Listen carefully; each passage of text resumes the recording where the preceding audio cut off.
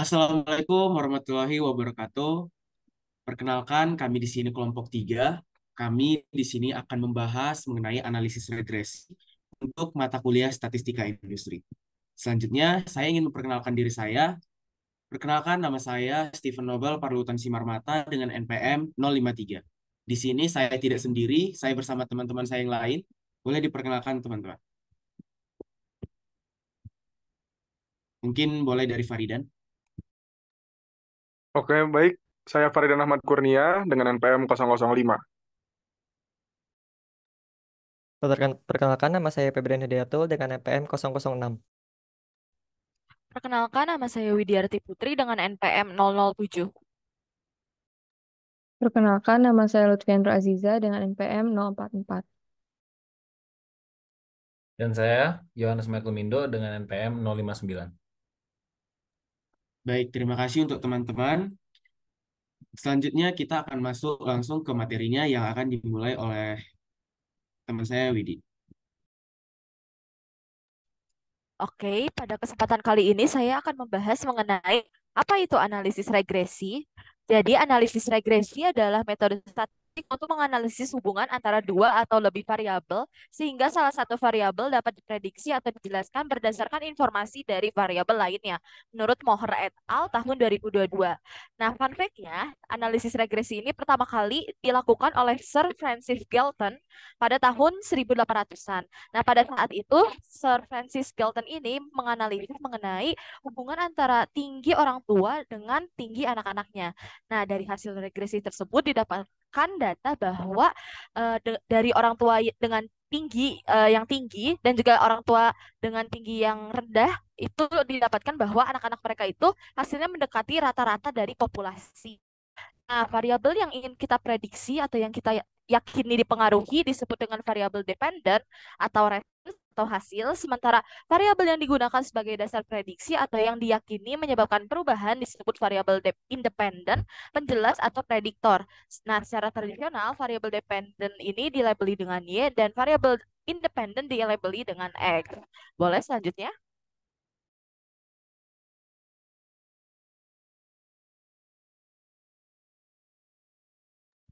Di sini terdapat beberapa perbedaan antara variabel dependen dan juga variabel independen. Nah, yang pertama ada variabel dependen ini merupakan variabel yang nilainya dipengaruhi oleh variabel lain. Sedangkan variabel independen merupakan variabel yang digunakan untuk memprediksi atau menjelaskan variabel dependen.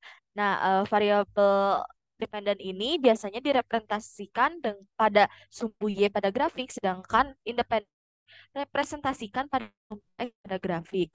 Lalu tujuan menganalisis dari dan itu yang pertama untuk memahami variabel independen, mempengaruhi variabel dependen. Sedangkan untuk variabel independen, tujuan analisisnya itu menentukan pengaruh variabel independen terhadap variabel dan dependen. Lalu dalam statistik, variabel dependen ini disebut juga sebagai respon atau hasil, sedangkan variabel independen disebut juga sebagai prediktor atau variabel kontrol. Boleh selanjutnya?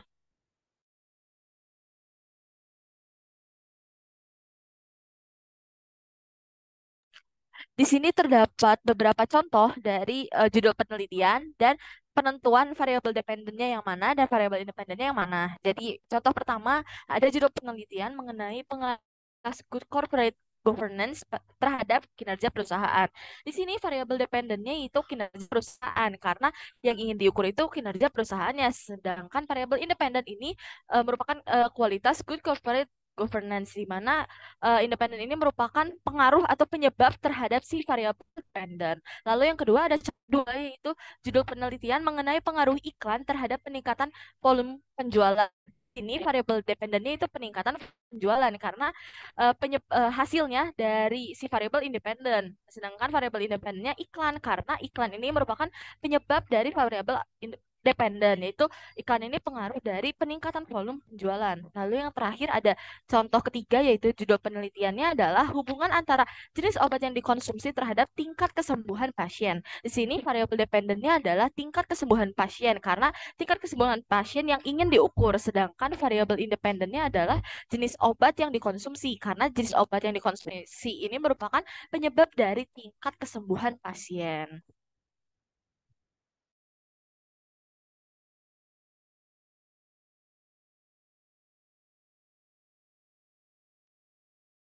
Baik, selanjutnya kita bicara mengenai prinsip analisis regresi.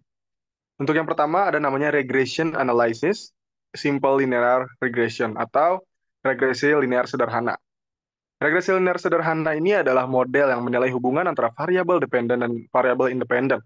Model linear sederhana ini dapat dinyatakan dengan persamaan di mana Y sama dengan A plus BX plus E, di mana Y itu melambangkan variabel dependen, X itu variabel independen atau penjelas, kemudian A intercept, B kemiringan atau slope, dan E merupakan sisa atau error.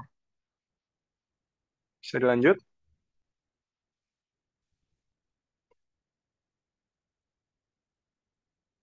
Baik, kemudian yang kedua ada multiple linear regression atau analisis regresi linear berganda. Nah, pada dasarnya ini dengan model linear yang sederhana. Namun, pengecualian bahwa model ini menggunakan beberapa variabel independen.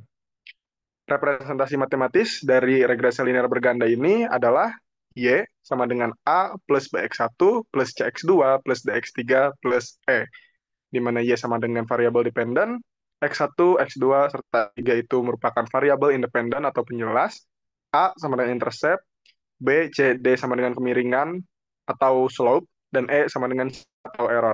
Jadi pada dasarnya antara multiple linear regression dan yang sederhana itu sama, tapi ada pembeda di mana di sana variabelnya lebih dari satu begitu. Bisa dilanjut? Selanjutnya di sini ada 5 asumsi statistik dari analisis regresi. Yang pertama itu ada linearitas, di mana linearitas ini merupakan pembuktian apakah garis regresi antara X dan Y membentuk garis linear atau tidak. Jika tidak membentuk garis linear, maka analisis regresi tidak dapat dilanjutkan, karena model regresi ini hanya dirancang untuk hubungan linear. Jadi ketika hubungannya tidak linear, menunjukkan bahwa model tidak mencerminkan hubungan yang sebenarnya. Dan ini menyebabkan prediksi bisa jadi tidak akurat, interpretasi koefisien salah, dan dapat meningkatkan residual. Selanjutnya di sini ada homoskedastisitas, yaitu pada homoskedastisitas ini variansi residual harus konstan di seluruh nilai variabel independen. Jika variansi residual berubah-ubah, maka hasil regresi dapat menjadi bias. Selanjutnya ada normalitas. Di sini residual atau selisih antara nilai yang diamati dan diprediksi harus berdistribusi normal. Asumsi ini penting untuk uji statistik seperti uji T dan uji F. Pada uji ini, mengapa nilainya harus berdistribusi normal? Nah, uji signifikansi menggunakan asumsi residual berdistribusi normal. Dan distribusi normal distribual ini menunjukkan bahwa model regresi bekerja secara konsisten untuk seluruh data tanpa bias besar terhadap nilai ekstrim. Selanjutnya di sini ada non-autokorelasi, yang di mana residual atau kesalahan prediksi antar pengamatan tidak saling berkorelasi. Asumsi ini penting untuk memastikan bahwa nilai residual dari satu pengamatan tidak mempengaruhi nilai residual dari pengamatan lainnya. Salah satu asumsi penting dari regresi linear adalah bahwa tidak ada autokorelasi antara serangkaian pengamatan yang bisa diurutkan menurut waktu. Selanjutnya di sini ada non-multikolinearitas, di mana multikolinearitas ini terjadi ketika dua atau lebih variabel independen sangat berkorelasi satu sama lain. Setiap variabel independen ini membawa informasi khusus terhadap variabel dependen tanpa tumpang tindih. Dan hipotesis nol pada pengujian multikolinearitas ini adalah tidak terdapat multikolinearitas. Boleh dilanjut?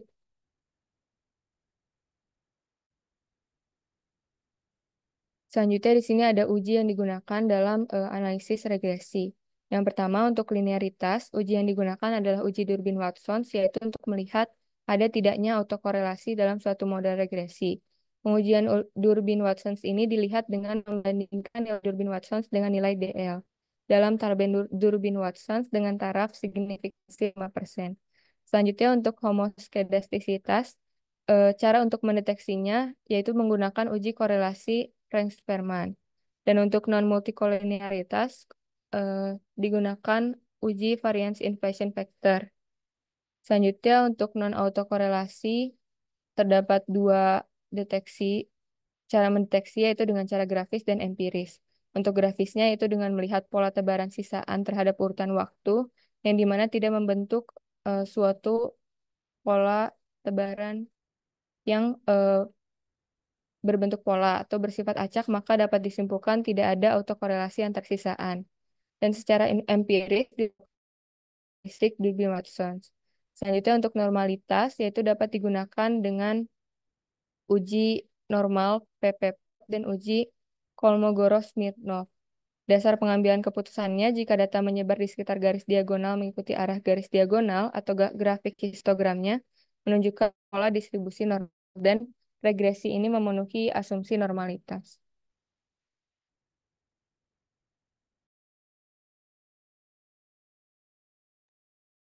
Oke, selanjutnya ada rumus-rumus dalam analisis regresi. Yang pertama yaitu ada rumus persamaan regresi. Rumusnya yaitu Y sama dengan A tambah B kali X. Persamaan ini digunakan untuk memprediksi nilai Y atau variabel dependent berdasarkan nilai X atau variabel dependent. Komponennya yaitu A adalah intercept, yaitu nilai Y saat X sama dengan 0. B adalah kemiringan atau slope, menunjukkan seberapa besar Y berubah setiap kali X bertambah 1 unit. Contoh, jika Y sama dengan 5 tambah 2X, maka setiap kali X naik 1, Y bertambah 2. X.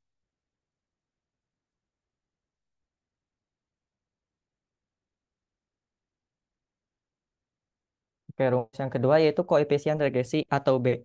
Rumusnya yaitu B sama dengan sigma XI dikurangi X bar dikali YI dikurangi Y bar dibagi sigma kuadrat XI dikurangi X bar. Rumus ini menghitung seberapa besar hubungan antara X dan Y. Bagian atas mengukur sejauh mana X dan Y berubah bersama-sama. Bagian bawah mengukur seberapa besar variasi pada X. Semakin besar B, semakin kuat hubungan antara X dan Y. Boleh next.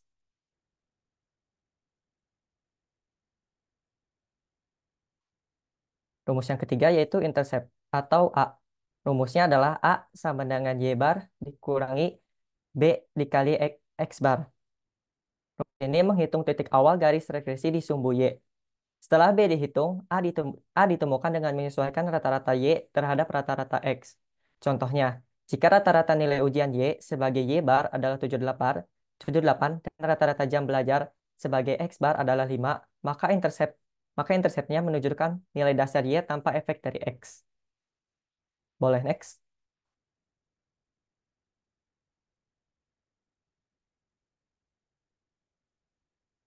Rumus yang keempat yaitu koefisien determinasi atau R kuadrat.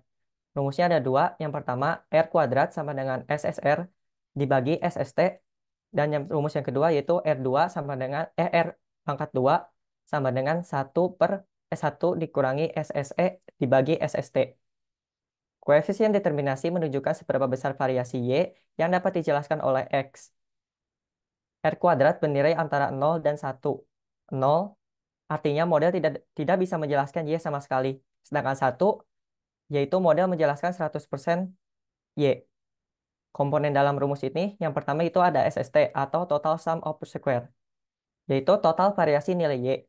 Yang kedua ada SSR atau regression sum of square, yaitu variasi nilai yang dijelaskan oleh model. Dan yang ketiga yaitu SSE atau error sum of square, yaitu variasi nilai Y yang tidak dapat dijelaskan oleh model atau sisanya. Boleh next.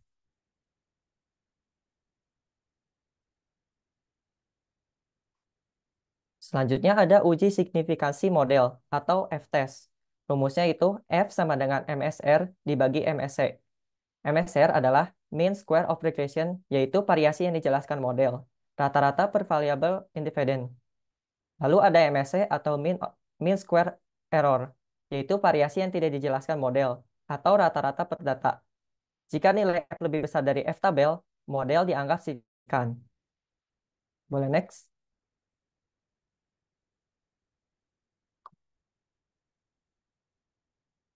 Lalu rumus yang terakhir yaitu uji signifikansi koefisien atau t-test.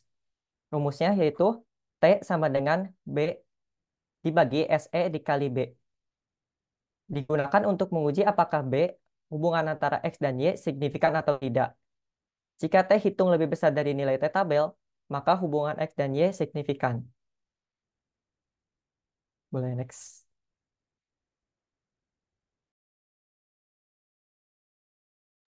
Baik, untuk selanjutnya ada 2 contoh soal. Contoh soal yang pertama itu soal regresi sederhana, dan untuk contoh soal yang kedua itu tentang koefisien determinasi. Baik, untuk contoh soal yang pertama nih. Seorang peneliti ingin mengetahui hubungan antara jumlah belajar yang dibuat jadi variabel X dan nilai ujiannya dengan variabelnya Y dari 5 siswa. Data yang diperolehnya itu sebagai berikut. Jadi siswa 1 jam belajarnya itu 2, nilai ujiannya 65. Siswa kedua jam belajar 3, kemudian nilai ujiannya 70. Kemudian siswa yang ketiga itu jam belajarnya 5 dan dengan nilai ujian 75. Kemudian siswa keempat dengan jumlah belajar 7 dan nilai ujiannya itu 85. Kemudian siswa terakhir, siswa kelima dengan jam belajar itu 8 dan nilai ujiannya itu 95. Soal di sini adalah cari persamaan regresi sederhana Y sama dengan A plus BX untuk data tersebut. Oke. Langkah pertama, kita harus menghitung dulu rata-rata X dan Y. Simpel aja, pokoknya seperti kita mencari rata-rata biasanya, misal rata-rata X seperti sigma X dibagi dengan berapa banyaknya datanya itu. Jadi 2 tambah 5 itu dibagi 5, hasilnya 5, kemudian ada rata-rata si Y-nya, itu rata-rata nilainya, dan hasilnya 78. Gitu. Kemudian langkah kedua itu menghitung koefisien regresi, yaitu si B-nya itu sendiri. Rumusnya gimana? Rumusnya B sama dengan sigma X dikurang sigma dikurang rata-rata X dikali Y dikurang rata-ratanya Y dibagi dengan sigma X dikurang rata-rata X kuadrat. Begitu rumusnya. Jadi di sini sigma X dikurang apa? Rata-rata X dikali Y dikurang rata-rata Y. Dapatlah 120. Kemudian untuk yang di bawahnya itu melihat si X dikurang rata-rata si X kuadrat gitu. Jadi dikuadratin dulu, terus baru habis itu bisa dikurang gitu. Jadi hasilnya 26. Kemudian bisa dapat B sama dengan 120 dibagi 26. Dibulatin aja jadi 4,62. Baik. Selanjutnya langkah ketiga itu menghitung intercept, menghitung si A. Rumusnya gimana? Rumusnya A sama dengan rata-rata Y dikurang B rata-rata X.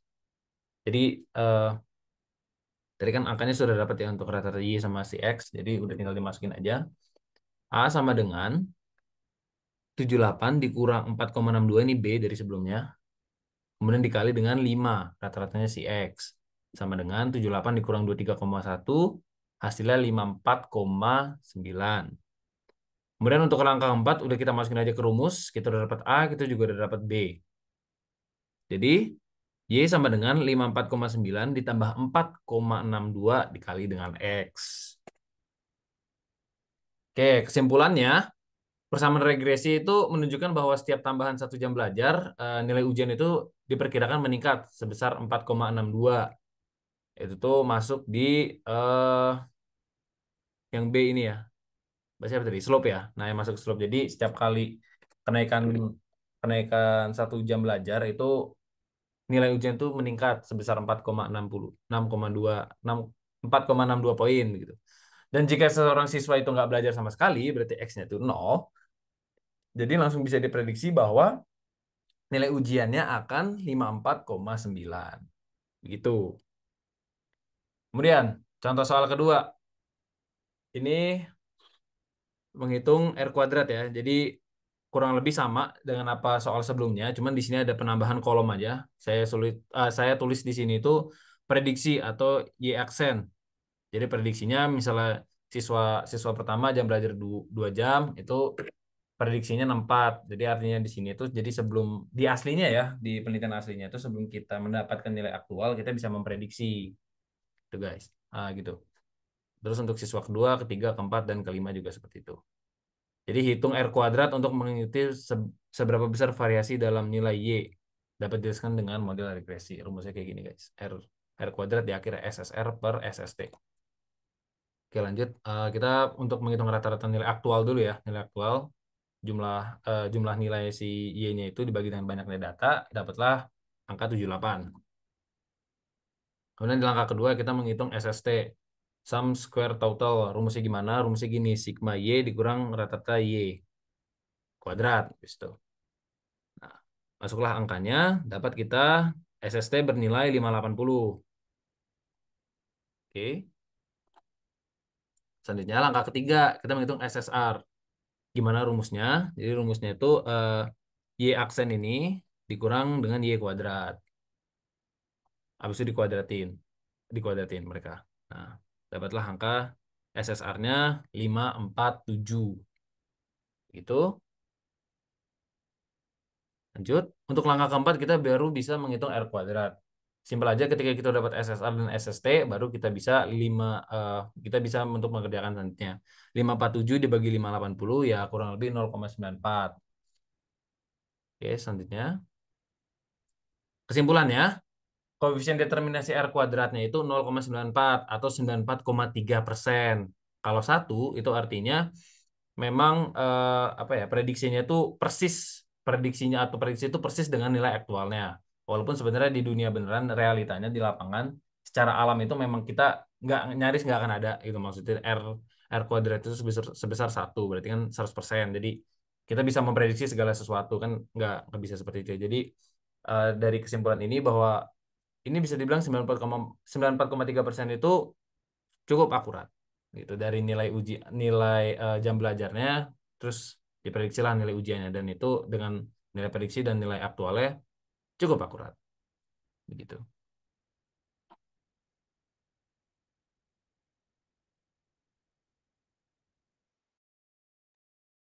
Baik, selanjutnya kita akan membahas mengenai studi kasus. Jadi di sini kita ada studi kasus bagaimana penerapan metode regresi linear ini uh, diimplementasikan ke dalam lingkungan agroindustri gitu. Jadi di sini penerapan metode regresi linear berganda untuk memprediksi panen kelapa sawit yang ada di PTPN 13 Kebun Rimba Belian. Jadi di sini sebuah perusahaan perkebunan kelapa sawit menghadapi tantangan dalam memaksimalkan hasil panen akibat ketidakstabilan produksi. Faktor-faktornya itu seperti curah hujan, kemudian variasi jumlah pohon yang produktif, penggunaan pupuk yang tidak konsisten, serta luas lahan yang berbeda-beda menjadi variabel yang memengaruhi produksi. Untuk mengatasi masalah ini diterapkan metode regresi linear berganda guna untuk memprediksi hasil panen berdasarkan data historis antara tahun 2019 sampai 2022. Nah, jadi boleh dikonklusikan bahwa beberapa data yang digunakan itu adalah curah hujan, luas lahan, jumlah pohon, pupuk NPK, dan juga dolomit. Boleh dilanjutkan? Kita akan langsung menganalisis bahwa penelitian ini seperti yang dibilang tadi bahwa menggunakan regresi linear kelipatan untuk memprediksi hasil panen kelapa sawit di PTPN 13 Kebun Rimba Belian, Desa Semerangkai, Kecamatan Kapuas, Kabupaten Sanggau dengan metode CRISPDM. Nah, jadi pertama kita harus memahami datanya ini. Data understanding, di mana data ini adalah data yang relevan untuk memprediksi hasil panen kelapa sawit, seperti ada data-datanya tadi. Terus dari tabel ini juga kita melihat berapa jumlah datanya atau count untuk setiap dataset kolom.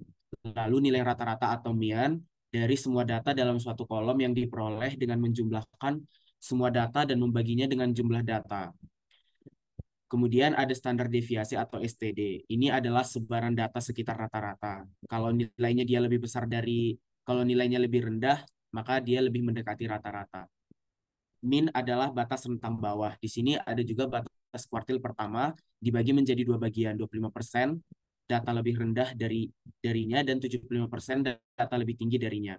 Ini memberikan gambaran tentang bagaimana data yang tersebar di bagian atas rentang. Kemudian nilai maksimal di sini mengisyaratkan nilai tertinggi dalam suatu kolom. Boleh dilanjutkan ke slide berikutnya.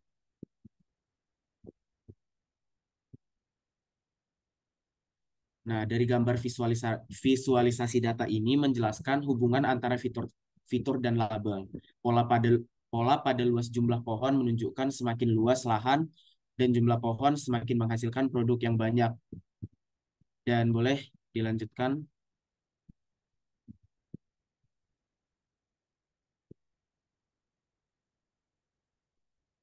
Nah, di sini juga ada data preparation. menunjukkan data pada tabel ketiga ini menunjukkan data yang telah distandarisasi, nilai-nilai dalam setiap kolom telah diubah sedemikian rupa sehingga memiliki rata-rata 0 dan standar deviasi 1. Hal ini memungkinkan perbandingan yang lebih adil antara variabel-variabel dengan skala yang berbeda dalam statistik analisis. Kemudian pada tabel yang keempat ini adalah data yang telah dinormalisasi. Nilai-nilai dalam setiap kolom telah diubah sedemikian rupa sehingga berada dalam kisaran 0 hingga 1 dengan mempertahankan proporsi relatif antara nilai-nilai tersebut. Tujuan ini adalah untuk membuat data memiliki skala yang seragam dan dapat diterapkan dengan baik dalam beberapa algoritma machine learning dan analisis statistik. Boleh dilanjutkan.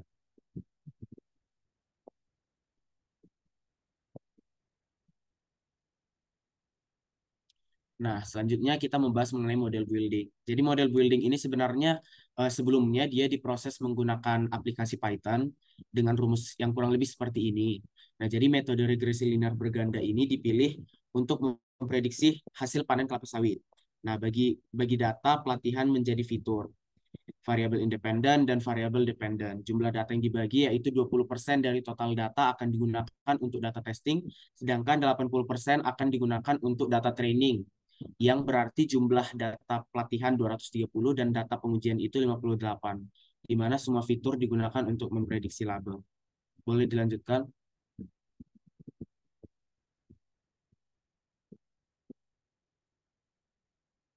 Selanjutnya kita membahas mengenai model evaluation.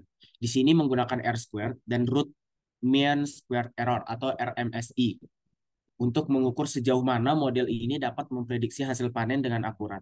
Nah, jadi di sini juga sudah ada data-datanya dan kita akan menghitung RMSI secara manual dengan rumus seperti ini dan akan menghasilkan hasil RMSI-nya itu sebesar 0,89202. Selanjutnya kita menghitung R kuadrat.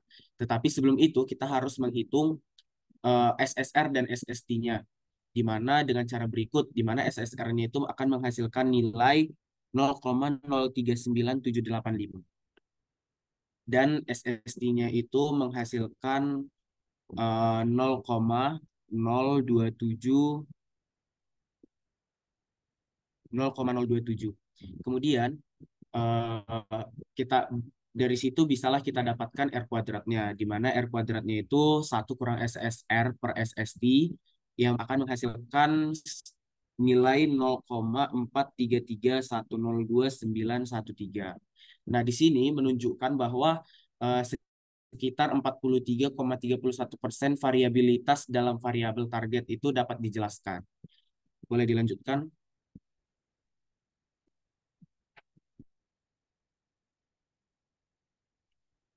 Nah, di sini ada slide deployment. Jadi, plot ini itu plot hasil prediksi dan data aktual. Nah, jadi sebelumnya sama juga seperti di beberapa slide sebelumnya bahwa ini tuh menggunakan pemodelan library Python dengan kode tertentu sehingga menghasilkan gambar yang ada di layar. Nah, jadi model ini itu memenuhi kriteria kinerja yang memadai. Jadi pada fase ini dijelaskan tahap cara menyimpan dan menggunakan model yang disimpan. Nah, dari gambar ini data aktualnya adalah yang berwarna merah dan hasil prediksinya itu yang berwarna biru.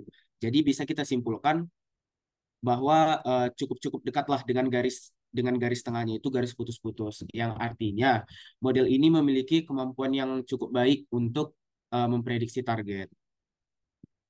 Selanjutnya,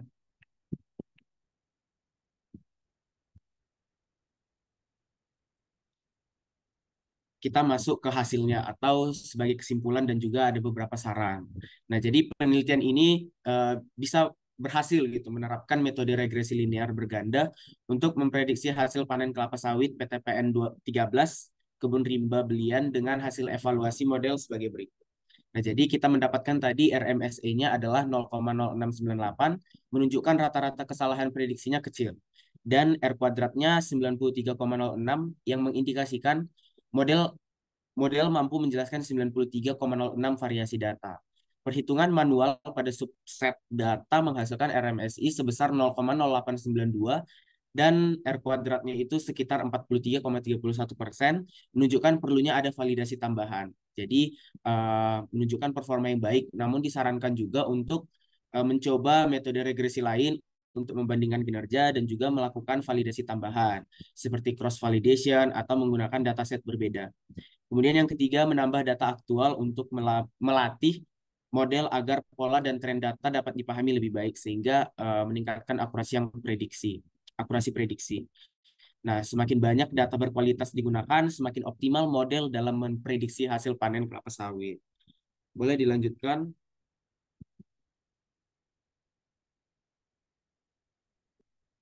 Di sini ada beberapa daftar pustaka yang kita gunakan dalam menyusun PowerPoint ini. Boleh dilanjutkan?